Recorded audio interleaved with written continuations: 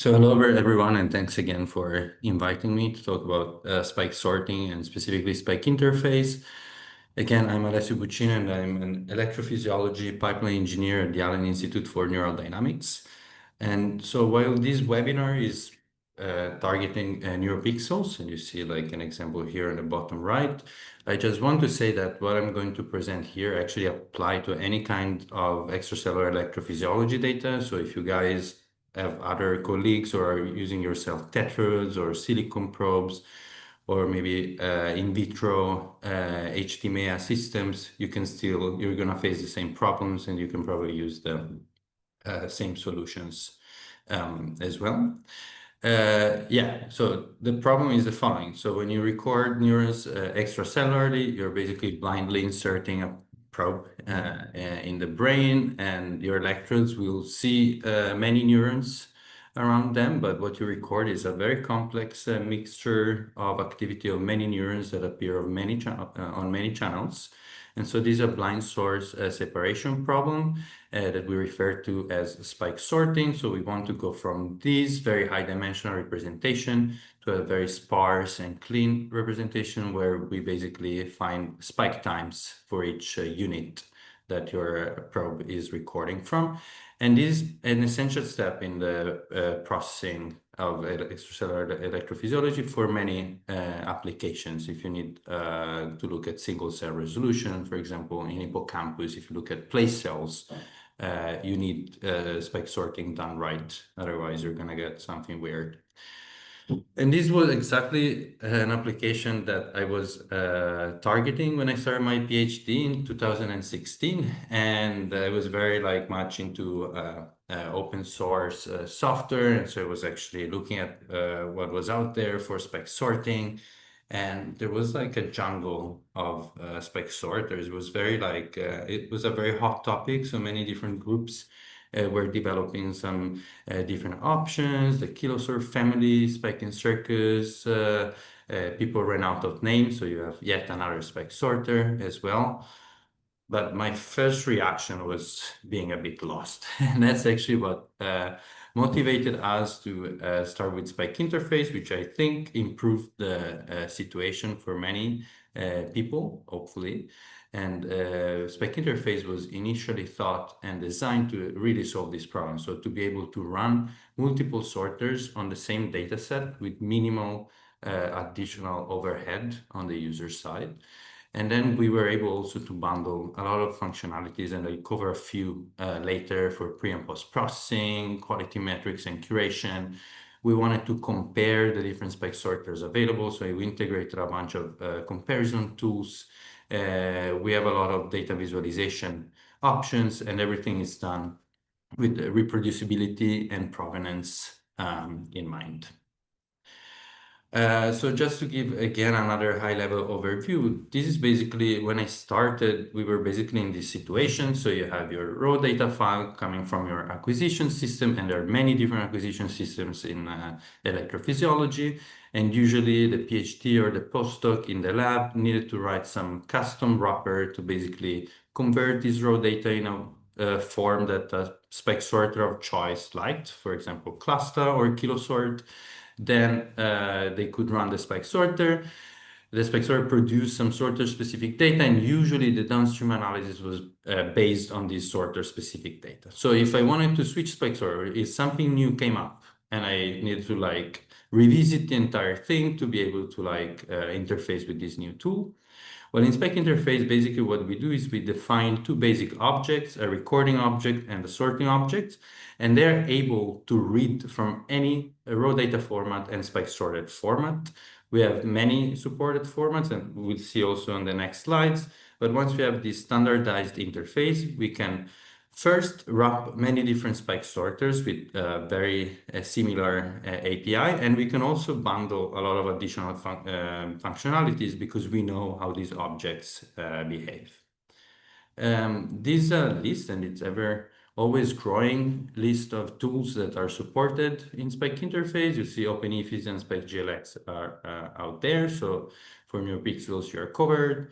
Virtually any available end-to-end spike sorter is supported. We also can read from acquisition-specific sorting formats, for example, Neuralinks or Plexon. Give you also the option to do some online spike sorting. Now I want to just give you just like an example of what a SpikeInterface pipeline looks like and what you can do and how it looks. So let's imagine you start a recording and you have an OpenIFIS acquisition system and the OpenIFIS GUI to acquire your data. Then you first want to read your recording. You need to set some probe information. This is not needed for Neuropixels because that's automatically done. Then you might want to do some pre-processing like bandpass filtering and common median reference for denoising. Then we can run kilosort 4, for example, and then we do some post-processing. We have a sorting analyzer object that's designed for it. You can compute a bunch of stuff, and then you can do curation, visualization, and downstream analysis, for example, using the SpikeInterface GUI that I will show later. But these 8 steps pipeline literally translates to 8 lines of SpikeInterface code that it's very high level, so you don't really need to know the low level details. It's very declarative. So for example, the bandpass filter, it's called SpikeInterface pre-processing bandpass filter. And so you can easily concatenate pre-processing steps, and then you just plot your summary with the SpikeInterface GUI. Now, SpikeInterface has been around now for 6+ years. So initially we just wanted to run different spike sorters. Now the scope is much wider. We try to cover everything you might need or even don't know you need in extracellular electrophysiology analysis. And I won't have time to go through everything that you can do with SpikeInterface. So I'll just highlight some cool features of SpikeInterface that hopefully will make your life easier as a Neuropixels user. So the first feature is support. So of course, Neuropixels is probably now the state-of-the-art acquisition ecosystem for large-scale electrophysiology. And with SpikeInterface, we support all the acquisition systems. So the National Instrument, the PXI-E, the one box from IMEC, and the Onyx system from OpenIFIS. You can record your data with OpenIFIS or SpikeGLX. And we also have all the Neuropixel probe types directly from IMEC and synchronized with new probes that might become available that are stored in a library. So if you do read OpenIFIS or read SpikeGLX and point to your recorded folder, you basically get your recording with the associated probe information in just one line of code. Then another quite important thing is that, as I mentioned before, there are many spike sorting tools available, and some of them are quite hard to install. So some of them are based in MATLAB, they require like GPU compilation, some are in Python, they require some other acceleration strategies. So what we did with this project with Catalyst Neurons, funded by the Summons Foundation, was to basically make container images for all the available spike sorters. So for those of you who don't know what containers are, they're basically a piece of software that package code and all their dependencies in like an isolated and independent environment like Docker or Aptainer. And interestingly, we were also able to run MATLAB-based sorters without a MATLAB license. So we basically compiled all the MATLAB code into an executable. And if you want to run a spike sorter, say kilosort 2.5, which is in MATLAB, in Docker, you just say run this sorter in a Docker image equal true. This internally will actually map all your data, run the sorter in the container, and give you back the results. Now, this was touched by Flora. We have a big data problem. So probes are getting like larger with more electrodes, and some in vitro probes, they can generate up to more than 1 terabyte of data per hour. And storage actually has a cost, right? So if we compress, we can save up money that we can use for real research. And in SpikeInterface, we actually developed, as Flora mentioned, a full compression framework, which is based on ZAR. ZAR is a very cool project for like chunked and compressed multidimensional arrays. And actually, we explore many different compression options for IFIS data and found out that the audio compression is what works best. So our suggestion is to use a codec, which is called WavePack. So now you can reduce Neuropixels 1 to 25 to 27% of its initial size, and Neuropixels 2 to 40%. And it's very easy to do it with SpikeInterface. So you just read your recording, so for example with OpenIFIS, define a compressor, and then save it to ZAR using the compressor, and you can also parallelize over many jobs. So this is quite fast. Another problem that you'll encounter, hopefully not too much with Neuropixels, is drift. So drift happens when basically you have a relative movement between the probe and the neurons. And this is very bad for spike sorting, because spike sorters assume that the waveform coming from a single neuron, it's always very similar to itself. So if things move, things change. And you can see it here in this data from Nick Steinmetz. Basically what they did was moving at a certain point the Neuropixels probe up and down with the manipulator, and you can clearly see from these raster maps, which show the depth of the detected peaks versus time, how the neural activity is actually following this imposed motion. Now, Kilosort started like dealing with this, but now there are many other options. So in SpikeInterface, actually, we implemented a modular implementation for motion estimation and motion interpolation. And this also allowed us to interface with new tools, and this is a very active area of development. So we don't have a solution that fits all kind of problems yet. But now we have some tools like Dredge from the Paninsky group and Medicine from Nick Waters. They're already available in SpikeInterface, and they were released in 2025. So this is like a hub also for new drift correction methods as they become available. Another thing I want to mention, and this will set the floor for the next talk as well from Julie, is the quality metrics module. So quality metrics are basically quantitative measures that we can compute for individual units, and that can help us to assess the quality or the goodness of a unit and further classify it. And we have over 20 quality metrics that can be computed in SpikeInterface just with a single line of code. So I suggest you guys check it out. And another cool thing that we've been working on recently is automatic curation. Now you can do automatic curation either based on quality metrics. So you could use a few quality metrics and just filter them to just get a set of units that you consider being good units. But we also have two other strategies. So one is the auto merge strategy. So here we have different ways to automatically find units that were possibly oversplit by the sorter and merge them together.